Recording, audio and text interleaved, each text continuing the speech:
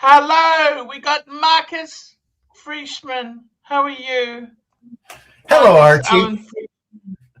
This is your show. Welcome to How my you show. going? I'm you Marcus going? Talk to me. and you're not. How are you? Talk to me. What's happening in your world? Well, Archie, it's a special show tonight because you're broadcasting from China. The land of the free. Well, and the brave, I would think. Particularly How are you? brave. Well, I'm fine. Things are fine here at the new small but humble near beach pad that I moved into, abandoning my 12-room, 4-bedroom, and 3-bath home in the greater Los Angeles suburban area. I moved to this rural area. How's the holding out? It's 80 degrees today. It's fabulous. The car is doing fine, notwithstanding the fact that it's only outdoor parking here. Sorry to say, it's the way it is. But that's okay. That's okay. Tomorrow, I'll be doing a coat of ceramic on the car professionally. I'm not going to do it myself this time. What happens to people who have like a Ferrari? What do they do? Or a Rolls Royce? Where do they park? Outside. Everything. This is a small community, brand new, 2 years old, of homes, townhomes, and apartments. It's in a rural community outside of not in Los Angeles County or Los Angeles City. It's outside, nearby, and it is what it is. It's a mystery. It didn't have to adhere to the nasty rules that the People's Republic of Los Angeles would require: indoor parking, visitor parking, outdoor parking. We're highly regulated in Los Angeles, but in this free county, no, not so much. So things happen like this.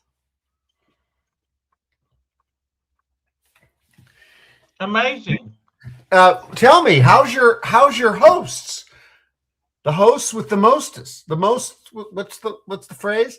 You have some wonderful hosts that keep you comfortable in China. You got off on a bad start, okay? Well, we have to hear. Because these people are fabulous. They booked a hotel for me, right? Mm-hmm. And they booked a suite. And I said to them, I would be taking a couple of days off. I'm not going to be recording from Hong Kong. And then they said to me, well, we spent all this money getting a suite for you just so you could record. Oh my goodness. I said, I already told you numerous times I was going to take a couple of days off and enjoy the hotel with you. And so they've chosen not to be at the hotel? They're at their home? They booked a room at the hotel as well. Oh my goodness. And then they got angry. Well, every time they do something nice for you, they get angry. It seems from the stories. It's a very odd relationship, odd situation. But they continue. I told them that I was going to Vietnam in a couple months' time. And they said? They didn't want to come. Okay. And I said, well, I may have to find different hosts in Vietnam. And they got mad that you will be leaving, probably. I knew it. I think it's a disaster. Well, only because they appear to be overly controlling. And they told me repeatedly the hotel that they booked, they had spent more than my return ticket on that hotel. Did they pay for your ticket as well? No, I paid for my ticket, but they told me they spent more on the hotel for me than my flight cost for me. Unbelievable. Are they still in the hotel, and are you still in the hotel? No, I am in the dorm room now. This is the dorm room. See, I'm in the dorm room. I'm just unpacking. I was You unpacking call it a this dorm morning. room. It's their cottage or something? No, because their apartment is a 3-bedroom apartment. So I've moved. Oh my goodness. It's still a budgetarily friendly thing, right? I mean, it doesn't cost anything. So, you know, I think A lot of emotional pressure, but emotional. Will they travel with you anywhere? Do they take you places every day, or what do they do?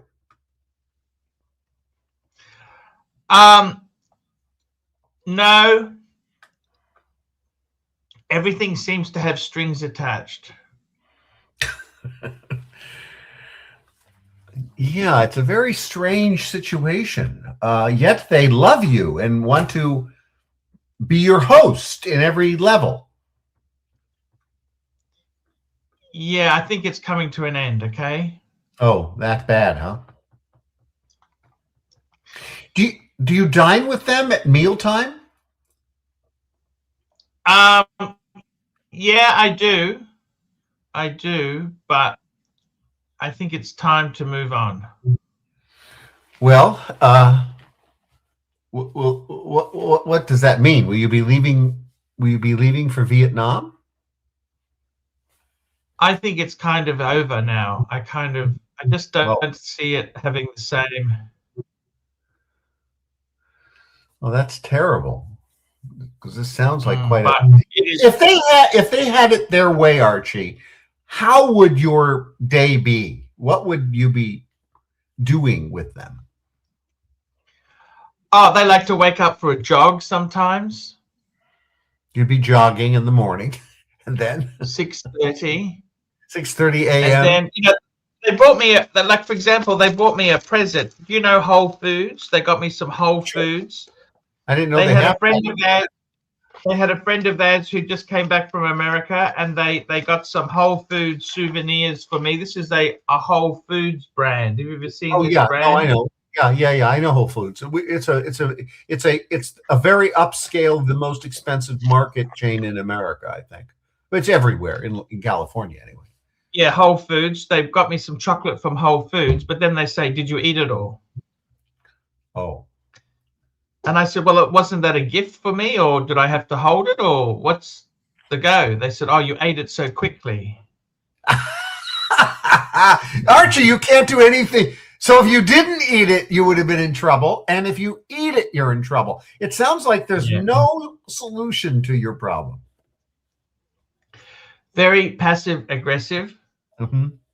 But everything is free. And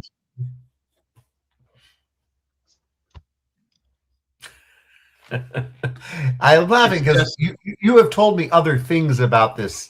I don't know if all of your viewers will really appreciate why is free not a good thing.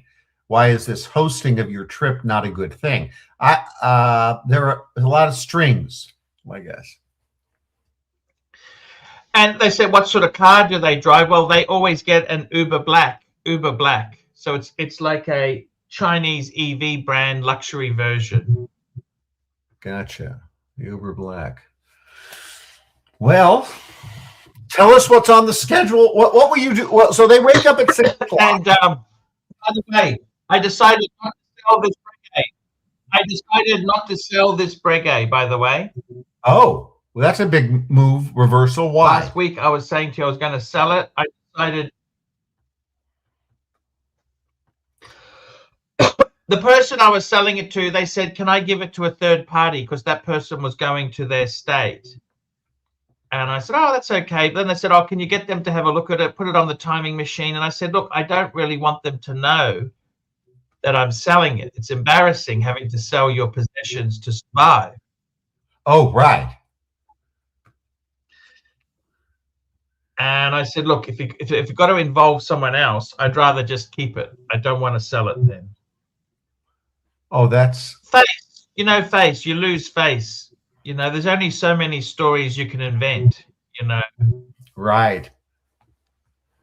Right. How have you been? Talk to me this. Well, I've been fine. Things are much better in Southern California. The weather dramatically How shifted. is Edith? What's happened to Edith? Oh, yeah, someone's asking about Edith. I have not talked to Edith for a few days. We text occasionally. She Just works between you and me, do you think she's got unrealistic expectations on a possible boyfriend or partner? She said that he'd have to earn $500,000 a year. How many men do you know who seriously earn huge money like that? That is very unrealistic, I'm afraid. No? Do you see the unrealism? Or you have to be in the right place. I mean, she's in Florida. She's near Palm Beach. You can find that crowd in Los Angeles, but I suppose those are pretty high expectations. Look, people in relationships, I've often asked, what are the qualities of a woman that you appreciate? Now, if I listed them here like Edith did, she only listed a few, people would say the same thing. It's unrealistic, but they're not. But my expectations and qualities of a woman are not deal killers. They're preferences. And there's a difference between a preference and a absolute deal killer.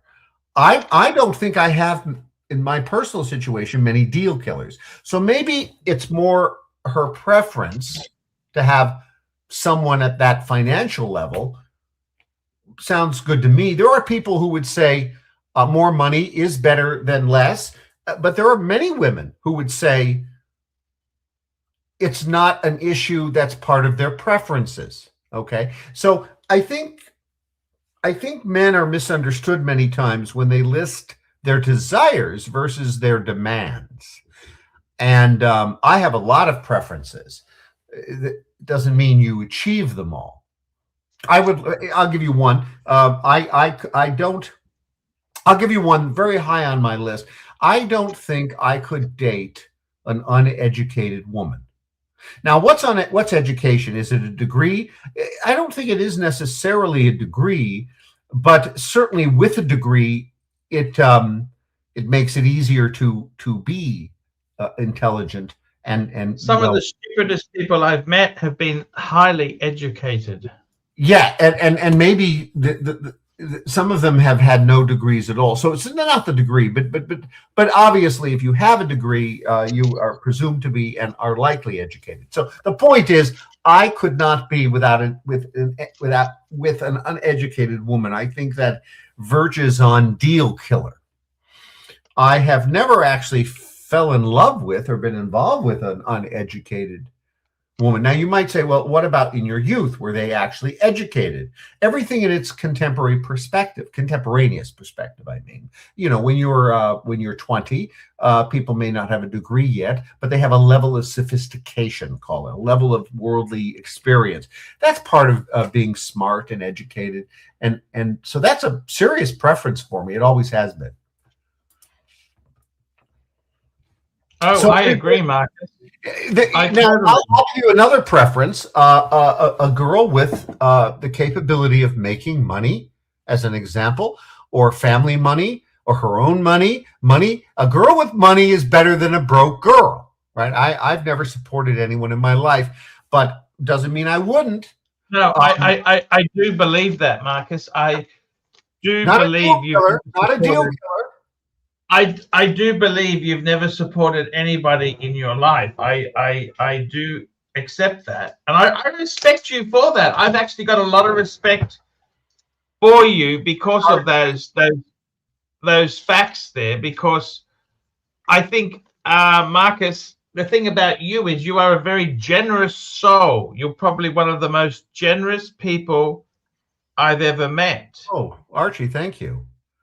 And, Archie, let me give you an example. I could double down, triple down, quadruple down on this. I've dated a lot of women between long-term relationships, and I remember just one example that comes to head. I was meeting a woman on Melrose Avenue in Los Angeles. Yep. That's a very exclusive neighborhood. And You betcha, that's exclusive. That's how did I where meet? they filmed Melrose Place. Wasn't it Melrose Place? You know that TV show? That's right, Melrose Place. And how did I meet her? I was driving around in my fancy car, and we met at a street light between street lights. That was a BMW, wasn't it? It was in fact a BMW. I'm going back pre my last 6 Porsches, and it might have been not my last. Anyway, the point is, it was in a BMW. Wasn't my last BMW. I had like 5 of those. But the point is, we met in this while I'm driving. It was a thing, so it was easy to do. And we chatted a bit at the stoplight, and I said, "Hey, why don't you join me for a Diet Coke? I don't drink adult beverages. I'm not a coffee drinker." That's how I did it. That's how I roll. And we met at a Melrose restaurant. We both parked, went in. And what sort of car was she driving? I don't recall, Archie. Nothing special. She was beautiful, though. That's what caught my attention. We met in this restaurant. We parked and walked to it. I went and got the table, and within 30 minutes or so, she decided it was time to leave. She had had enough. Why that was? Because I make clear in my first meeting with a woman my intentions, and my intentions are several things. We're bringing up one. One is to never support a woman. I don't give gifts. I don't do roses. I don't do boxes of candy. I'll get a candy bar. I'll get 1 flower. I always say, don't win love. Don't win her over. Be yourself. And when she is committed to you, that 1 rose goes to a dozen. When she's committed to you, that beautiful dark chocolate expensive candy bar at Whole Foods goes to a box of chocolates at $100 or $200. And the point, you get my point. The point is, don't win her over with any gifts. Win her over with who you are or not. And in this case, I made that clear, and it lasted 30 minutes. So it was good. It was a blessing in disguise. You got rid of her. You got rid of this. We weren't a match. Now, there'll be some man who will pick her up in a fancy car like that, go in and impress her, maybe even grab a nice gift on the way to the restaurant. How about that? No, not me. And I had very good success with women. Don't win love. You have to win her with... You were a good-looking guy in your younger days, Marcus. Yes, natural. Be natural. Be real. And then, Archie, when women are committed to you and love you at whatever level you expect, I expect a little more than most, but whatever level that is that you expect, you can lavish her with anything that makes you and her happy. But wait for that moment. And maybe Edith, who insists on having a man at $500,000 salary, as I say, is a preference, not a demand. I wouldn't date a fat woman. Now, you might say, well, is that superficial? Well, no, it isn't, because God created men as visual beings. And men, if we're not attracted to a woman, nothing else matters. And then once we are attracted to a woman, depending upon who we are, everything matters, or at least other things matter. And men are visual, women are not. Women like packages. They'll date men that are not attractive. It's not a top priority for women. And if you don't like what I've just said, which is empirical fact, not my opinion, you have to blame God. You can't blame, if you're a woman, you can't blame men. And it's because it's how God created us. Visual beings. So I prefer visually not dating, not being with fat women. Now, that's just the way it is. There are men that I remember, a friend of mine, he loved overweight women. It's a thing. There's someone for everybody, Archie. I walk down the street and I see the most hopeless people sometimes. I interact with them over the years. And in my opinion, I use the word hopeless, but fill in the blank to use whatever word you want to describe about somebody that's a negative. And there's somebody that will love them. Women love serial killers. It's a thing. Oh, actually, let me tell you a story about serial killers. they often have heaps of women write to them begging to form relationships. Do you know why? I've never figured it out. I'm aware of it, but why do you think? The reason for this is that they can offer a degree of protection. A woman is looking for a man who can protect her if necessary. And what better protection than can you have than a natural born killer? We got a super chat in. We got our first one in from Chris F. $5 sent a super sticker. Thank you so much. We've got Yankee Doodle. Yankee Doodle is our Deca millionaire. He's in New York. $5. I just hired a 22-year-old personal assistant. She's stunning and seems to like me and my money. I want to seduce her. How should I do it? Oh, Yankee Doodle, this is very dangerous turf. It's dangerous, but there's a tactic. And Yankee the reality Doodle is, Yankee, you could be fleeced of all your fortune. I would be Yankee Doodle. Archie, I would caution great restraint here. This could turn into a HR disaster. Yankee Doodle, never sleep with staff. You must remember that, Yankee Doodle.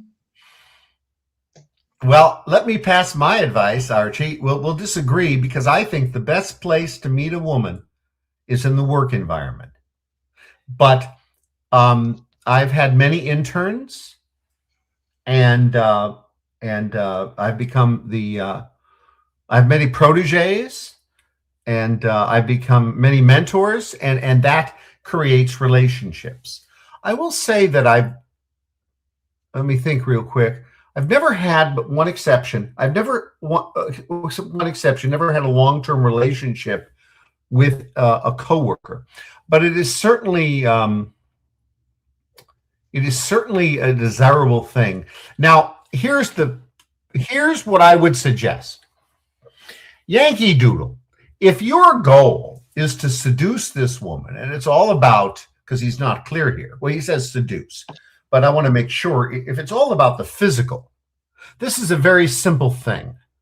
Your power and your supervisory role and your ability to pay her will control and govern your goal. However, I don't recommend that, and I think that's what Archie's referring to as well. However, if your desire is to have something real, committed, and part of what we call love, then you must make sure to exclude any bonuses, rewards, or special work treatment. She must have none of it. And she must be treated like everyone else. And then here's what you do. You focus on the outside of work interaction. Everything you do romantically, everything you do to get her, to seduce her, to use your word, should be outside of the work environment. Now, I don't mean it for a legal reason. I mean it as a practical reason of success. Because what you want to do is you want to get to know her. No doubt there is a symbiotic relationship between you and her going to develop. And that has to have nothing to do with work, because that's the only way you'll develop a long-term love relationship with her. And you'll meet her, and like any other woman, you'll find her interests, her desires, her weaknesses, and her strengths, and you'll complement her with your qualities in those areas. It matters that you focus on the similarities of your relationship personalities, and not the differences. I know opposites attract, but that won't work for long term. And by the way, you might just want long-term casualness. So my strategy here does work for long-term casualness. It is very dangerous, though, to use your authority and your ability to reward her in an employer-employee way, not just legally, but as a practical matter, it becomes a shallow, hopeless relationship that has no real bond, and then she will turn on you. And if she turns on you as a employer, I don't know where you're at, but if you're in the People's Republic of California, you are a dead man. Your business is crushed. He's in New York City. He's in New York. Oh, yeah. He's in New York City. She doesn't even have to go to a lawyer. She just has to file an action with the agency, and you're finished, and you'll be administratively crushed. So there's a dichotomy developing in my advice. You see it, and that's Archie wants you just to stay away and not assume any of the risk. So he turns out to be a bit more conservative in his advice than me. But I'm trying to get you to your goal, notwithstanding the fact it may not be the wisest thing in the world.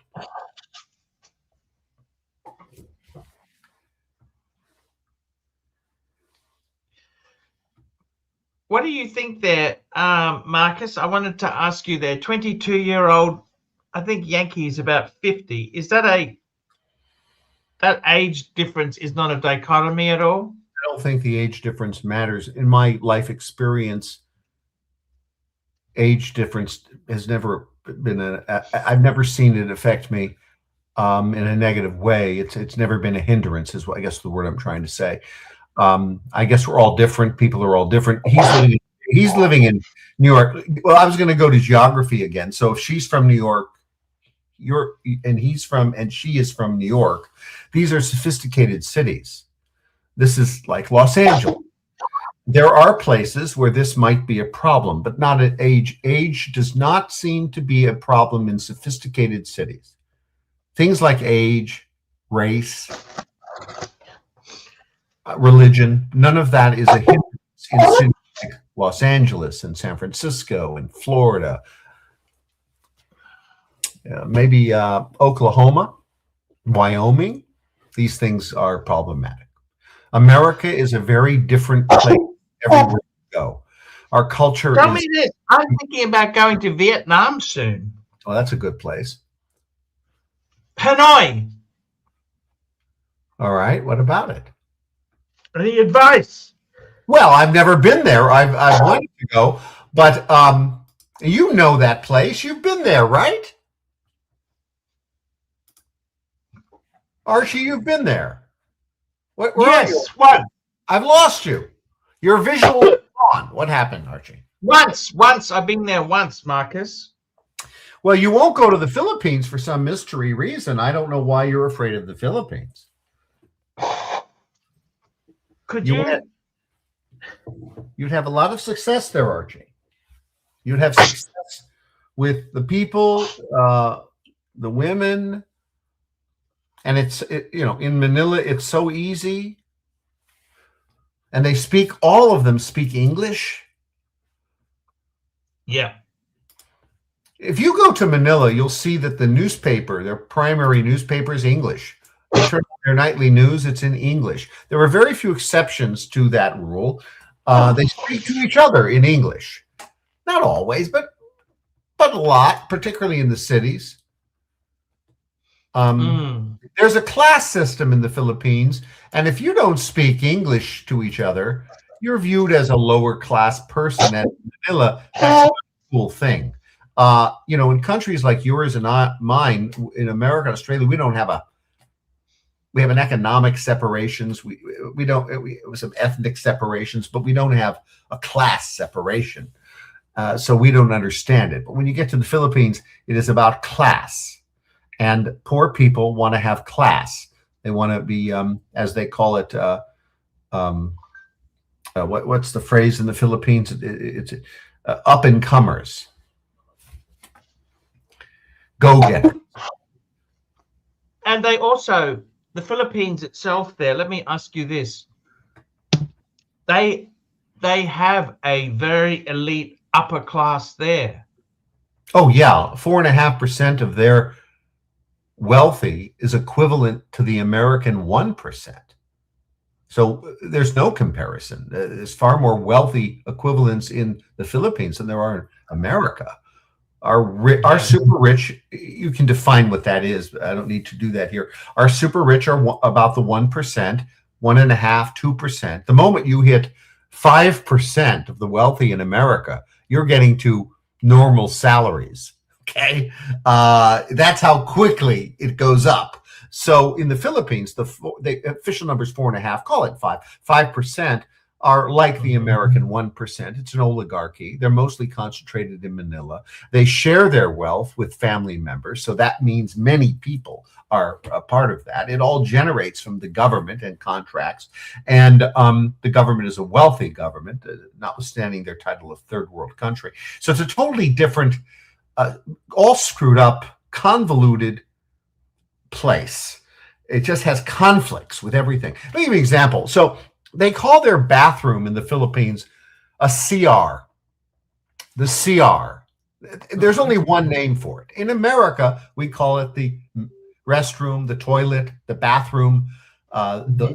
Sometimes we get fancy and use the European word, the Louvre. But the point is, we have many names for it. People call it different things. In the Philippines, there is one name for a restroom, as I'll call it. It's called the CR, capital C, capital R, in the English language. The word is comfort room. It's a beautiful 2 words to describe, the most perfect 2 words to describe what I call a restroom. It is so appropriate, the comfort room. And there is no word in Tagalog for the very word that people that some don't speak English, they call it the comfort room. Because Philippines is so integrated into the English language,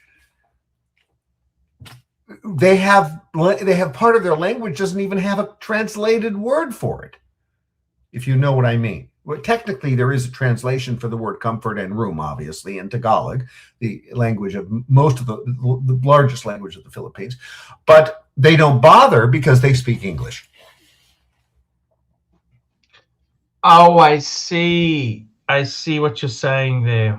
It was kind of a complicated point I made. But the comfort room, I think it's a beautiful. And you know, the Filipinos, they love platitudes and phrases that we use. Is there anything I could do to get you to get your car garaged? Is there anything I could say to you, or no? There's no way. It's a community that the homes here, even the homes here, have, some of them have carports and some of them have garages, despite the newness of the neighborhood. There we go. Yankee Doodle's got a super chat. Let me just read this. It's $5. I often feel uncomfortable wearing the Rolex President, too flashy. What are your thoughts on wearing a President as a daily? What does it say about you? Now, Yankee Doodle, I got to tell you something. This is a very good question. However, if you've got to decide, whether we're talking 36 mil or 40 mil, because if we're talking 36 mil, it's no longer considered flashy. That's the ladies' size. So you really, if it's the 40 mil, hey, we're talking flashy. If we're talking 36 mil, it's like turning up to a date in a Buick, a black Buick, or a Riviera. It was a great in its day, but where it's dated, okay? Archie, so it doesn't Archie, was there ever a 38 mil President? No, they did the President 36, 41, which was the date 2, and the 40, which is the current size. So my advice is, Yankee, if you're wearing a 36, you got nothing to worry about. I think you got a 36. If you got a 40, hey, it can be a bit flashy. What does it say about you? Look, I don't think it really matters. You know, I'll be honest with you. In this world we live in, there is so much gold-plated stuff. I don't think it really, really matters. people don't even see what it is because there's so much gold-plated garbage out there, so much gold-plated garbage. So I would say realistically, what does it say? I think it's only an issue if you're talking 40 mil, 40 mil, 36 mil. I'm sorry, Yankee. That is, it doesn't say anything because it's small. It's a 40 mil. It's small, but it is still a chunky watch, Archie. You're the expert here in this subject. It's kind of okay. So let me tell this quick story. In 1990-91, my father decided I could buy a Rolex President, or any Rolex I wanted. The Rolex President was what I was looking at in the Jubilee band, as I recall, the round bolted band. And my friend at the same time, his name's Travis, was looking too. And we were looking. I was looking at the Cartier Santos, which had the limited edition moon face. They had it both in an automatic and a quartz version. They were both around the same price, about $13,000 in 1991. I got a 10% or 20% discount. I remember I got some discount from the Cartier store. I bought the Cartier and he bought the Rolex President. We wore it as our daily watches for years and years. I wore it without taking it off from 1991 to 2005. So did he. In 2005, I began my watch collection, and I bought my first Rolex. And he still has that watch, and and I'm looking at it now online. It's a smaller watch, but it has a presence. It's way thicker than my Cartier Santos. I opted on the quartz version. Don't ask me why. I remember asking the lady at Cartier, the Asian manager, who's still there, this nice Asian woman. I said to her, well, why would anyone pay $235 more for a fat watch like this that doesn't fit nicely under your wrist like the quartz version? And she said some answer. I can't remember her answer, but I remember my stupid question. And I bought that watch, and my friend Travis has the Rolex President with a white face, Roman Arabic numerals, as I recall. Yeah, it's beautiful. His is worth more secondhand now. Yeah, his is worth, I think under 20 or something. Mine is worth 14 according to its appraisal. Yeah, but they're, I don't, I never bought a watch for an investment. Although when I start selling the collection, I may regret this thought of I view watches as not an investment. By the way, Archie, I discovered a watch problem. It's a watch problem, and I wanted to bring it up with you. Today I'm wearing the bluesy, the Rolex. So every time I said I had a watch collection of about 100. I don't know exactly. And I have, maybe it's more than that. It could be 120. Who knows? And I have many luxury watches, and I have many independents, and I have many second tiers and third tier type watches. And all right, I saved the box, the paper, and the wrapping for every one of them.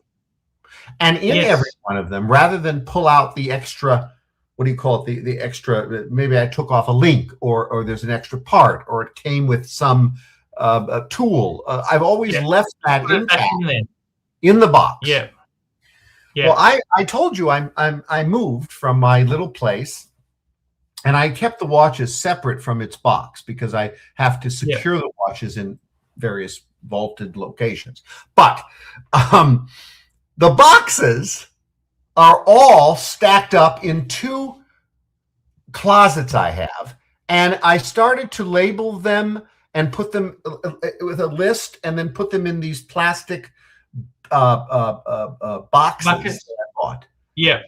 I have over 100 of them, and it will take, if I put them in those boxes and label them, because you got to keep track of this. Right now, I only have 2 boxes that are labeled, and I can only put about 15 boxes in the big box that I'm covering, that I bought at the at the store. I'm going to have many. I have a problem. These boxes, I'm tempted to throw them frickin' out. Space-wise, I can't leave them in my property because I would like to create a rental property there. I can't bring them here. I have no room for boxes and boxes. One moment. Let me catch up here. Yankee Doodle, $2. Math, do you wear your gold sub out as a daily? I do, but not. I would not wear it to Los Angeles, West Los Angeles, downtown Los Angeles. I would certainly not wear it to the fine neighborhoods of Beverly Hills. I wouldn't wear it in any fashionable location. I wouldn't wear it in the mall. I have other watches for that. I stopped doing that at about 2019 when watch thefts became a daily occurrence, and watch thefts hit 3 people I know. 1, 2, 3, 4, 5 people I know. Have to count again. And this is, and they're coming up with the, they're following you. They're pulling out the gun, driving up the car. They get you as you're getting into your car. They do it in parking lots, and they steal your watch. So I haven't had an encounter because I don't wear a fancy watch to fancy locations. That's my rule. Today I had it on. I went to lunch, but I'm not traveling in fancy upscale communities where criminals go. Criminals go from the bad neighborhoods into the upscale neighborhoods. So if I'm in just a typical middle-class neighborhood or a restaurant in a strip mall, yes, I'll wear this watch. But I'm not. We got another super chat here. Chief Tit, $5. Are teddy bears capable of being considerable? Are teddy bears capable of being considered female, or are they always inherently male? Just answer. Don't ask for context. Only Chris F understands. Teddy bears. I collect teddy bears. I gave up at about 10. I think they're LGBT. They're unisex. I have 10 or so teddy bears. They're fabulous. I think I have a couple here. I have to hide them from Mr. Bueller. Who is Mr. Bueller? He's my dog. So another super chat. Chris, $2. Marcus, you mentioned Conway buddy. Is it Scott? Yes, Scott Conway is my oldest living friend, meaning I met him pre-middle school. Pre-middle school. That means I know him longer than anyone else in my circle of life. I've kept a lot of friends from high school and college, but Scott predates middle school, and we're very close friends. Scott Conway. I wonder why he asks for $1.99. Scott Conway has been an observer and a contributor here. He's a great soul. He's a kind giant man. He's a big man, and he is a kind giant. I like to think of him that way. Amazing stuff. Yeah, it's great. So Archie, what do I do with these boxes? Okay, well, the answer is, for starters, you normally should keep the boxes, but if you are limited to space, you want to keep the boxes for the expensive watches. Like, for example, you'd want to keep it for your gold sub. Right. Okay. I see. Your Cartier. The more expensive the watch, that's the boxes you'd want to keep. The luxury. And if you had to, I mean, realistically, I can't counsel you more than to say you should really, it really does help with the selling of these things. And frankly, if you are on hard times, and let's face it, you're leaving the Porsche outside, I would say when you start to sell your possessions on eBay, it's going to make a world of difference to have the boxes. Well, I will save them for all the Those luxury links, like brands, for but example, I likely will in your never gold sell the luxury Submariner, brands. What? that link is like $500. You know, the link in your gold Submariner, because that's I'm not going real to get rid of gold. the links. I would open each box and pull. I have the links. I only took one link off the sub. And in fact, as a general rule, I take one link off almost all the watch. Very few of them do I take two links off. But nonetheless, I don't put those links. I physically put the links back into the box. I keep the box intact, keep all the wrapping, all the papers. But I've done it for all those watches that I bought between, $300 and $3,000.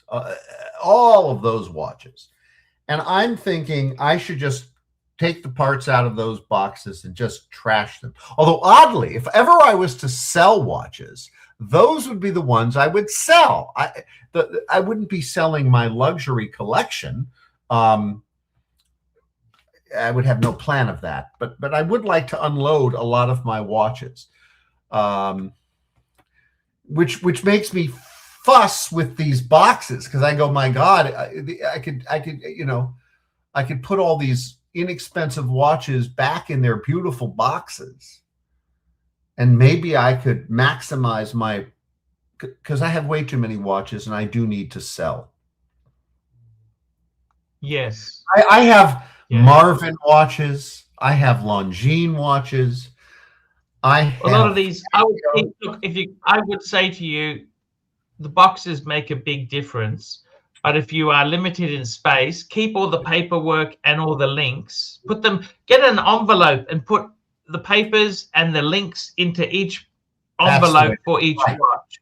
Each watch. But I would seriously say the expensive watches, keep the boxes. Those like the box for your Submariner, that's several $100s. Oh yeah, the boxes alone have value, I guess, if ever. I get you. Well, yeah, I just opened that closet because now I've cleared out the house, and I'm looking at what the remains of the house. There's some furniture that I have to put on the consignment house, and then these boxes that are just filling up. I started a project where I ordered these containers, and I was going to put all my watch boxes in the containers and then label what was in those big containers, what boxes, what watches. I have 2 of those filled and a beautiful list attached to it. But I'm going, oh my God, I'd need like 10 of them or 15 of them or 20 of them. I'm not even sure how many. And there's no room for that anywhere. Crazy. No. You should see I understand. It's terrible. I just discovered this yesterday when I went to pick up the mail at the house, and I went in and I said, let me gather a few things that I need. I gathered a few trinkets that were left behind. There's always something. And I opened the closets and oh God, what a project this is. I'll have to ask Archie his advice. Yeah, no, that's exactly what I would do there. We've got more super chats. Black Cat 9972 bucks. Math, auction might be a good show. Yes, we could auction them off on the show. Really? Oh, that might be something. Now remember, I wouldn't be selling my luxury brand. I'd be selling my other ones. Maybe I should bring 2 or 3 of them to the show from time to time, and we'll talk this over. That's an idea, because I have to lighten the load. I can't be. You certainly can. Chief Tit, $2. Tell us the list of watches you'd sell, Math. Well, I can tell you the list of what watches I wouldn't sell. I have too many watches to list or remember. I have Casios, I have Longines, I have Marvins. I remember I was at the St. Regis in Washington, D.C. We were meeting with the Vice President, Joe Biden at the time, and the IRS Commissioner. I was doing some consulting. We were having private meetings. Senator Kerry, who later became Secretary of State. On that trip with my partner and my client, I opened up a magazine, a real hard magazine in the lobby, and I saw a beautiful Marvin watch. And where was it? It was in a store in Los Angeles, in Ventura County, an old family. It was where I found it on the line, and I saw it in the magazine, Town and Country or whatever magazine I was looking at, and I said, I have to have that watch. And I bought it while I was staying at the hotel. It shipped it from California to Washington, D.C. I got it the next day, fast, or within a day or two. I only was there a week. And then I brought it back with me. And then I switched it out because I didn't like the face I picked. I wanted, but you know, each watch has a little story and why I bought it. I bought a lot of independent watches. You're absolutely right, Archie. Maybe we should do a watch show where I bring, but you know, this is not Archie's. This is not Archie's style. I mean, I know the days where Archie, if you brought out a Longines, he'd go nuts. But I could bring out all my second and third tier watches one by one, and Archie could talk about them. Why don't we think of a show? Archie, when you're ready to do 100%. That, I'll make sure I have a handful of watches here in the apartment. I just need a week, and I can do it. Yes, sir. That's exactly right. And maybe Archie could help me sell them at a good price. I don't know how the logistics work on this. This is not my, I have never sold anything but a car. But yes, sir. Archie could tell me how to do it right here on the show. Exactly. It's very, very true there. Very, very true. Marcus, I got to tell you, it's been a fantastic show. We're nearly time up, but I got to tell you, I am looking forward to more adventures with these people I'm staying with. Let's see if I last the week, Marcus. Yeah, Archie. Will we be doing a show from By the Vietnam? way, I have next teddy week. bears here too. I have a teddy bear here. Is that your gift? Did you gave them the gifts, right? Yes. Your koalas and kangaroos and all your Australian paraphernalia gifts. Did they appreciate that? Okay. I don't know. They were very nice stuff. It's the thought that counts, Marcus. What is somebody saying? What's the actual fucking watches? What's FFS mean? FF. For fuck's sake. Yeah, he wants me to list the watches. Look, I can't. I can bring them. I will bring them. I will promise. We'll bring it next week. We'll do it next week. I'll bring a whole bunch of the second tier, not the luxuries. We already seen those. I brought those on other shows one by one. I'm going to bring the ones that I need to get rid of. Yeah, all right. Let's do that next week. I'll have them here. It doesn't take long. I just hold them up and show you what they are, and you'll say it's a shitter. It's a shitter. That's another shitter, right, Archie? I mean, I know the old Archie. We got to bring him back next week. Archie, I remember the reviews you did years ago. You know, basically, if it wasn't a Rolex or a few other brands, they were all shitters, even if they were expensive. Yes, sir. That's exactly it. So you can be harsh on these watches, Archie, and then we'll see if anyone disagrees. I will bring them next week. But next week is the watch show. We've never done one. 100% right. That'd be a great way to go, you know. Yeah, let's do that. And you should promote that somehow, Archie, because that is your audience. And we've never really done a watch show. We've talked watches. I've shown my luxury watches, but we've never talked watches. And I think maybe we should do that next week. Let's see what happens. Yes, that's exactly it. That is exactly it, my friend. It might be fun. It's, and I'll bring some of the luxury watches for all of the people that say he doesn't have any luxury watches. He's full of, she only has shares. Then I'll have some of the luxury ones here to show you as well. because we already have to anticipate that. Yeah. That'll be a fun That show. sounds pretty fantastic. I got to say that to you. We will do that. All right. We'll do that. I promise. I'll have it ready.